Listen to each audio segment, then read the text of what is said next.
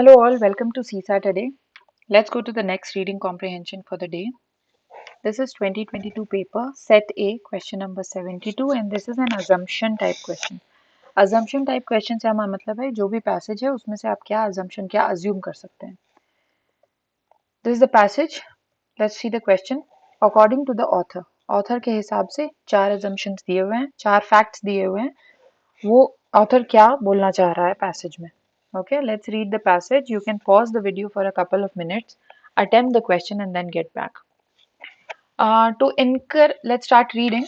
To encourage research is one of the functions of a university. University का काम है research encourage करना. Okay.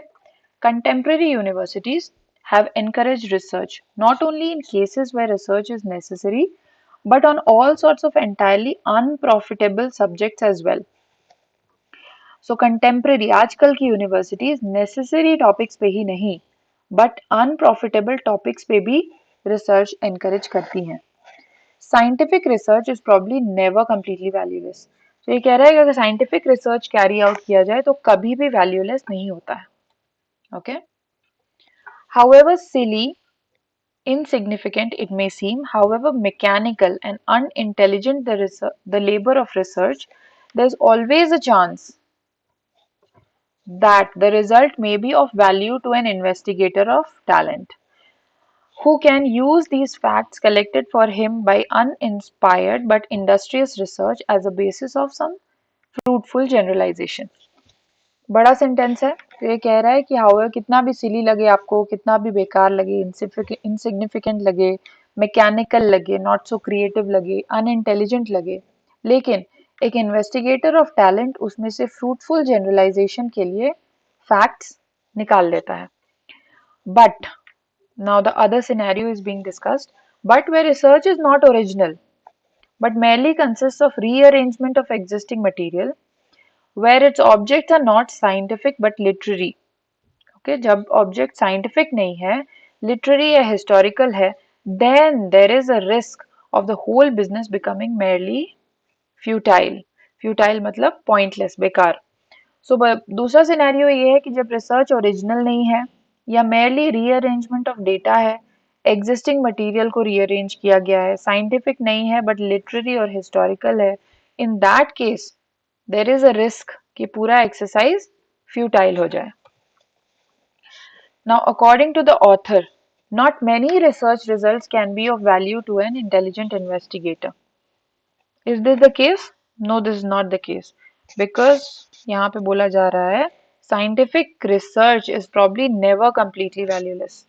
Okay, and यहाँ पे भी बोला जा रहा है there is always a chance that there is some value attached to it. A research result is always valuable to an intelligent investigator. Another extreme word, और अगर हम पीछे जाके देखें तो बोला जा रहा है always a chance. So always means 100% and always a chance means there is a little bit of gray area there. So obviously we can't go by always. Any research results can be of value to an intelligent investigator. So this जैसा कि हमने sentences point out किए पीछे, उससे हम ये assume कर सकते हैं कि any research results can be of value. There's always a chance, हमने पीछे देखा, right? This one, always a chance is equal to can. Okay, so we'll go by C for now. Let's read the fourth one also.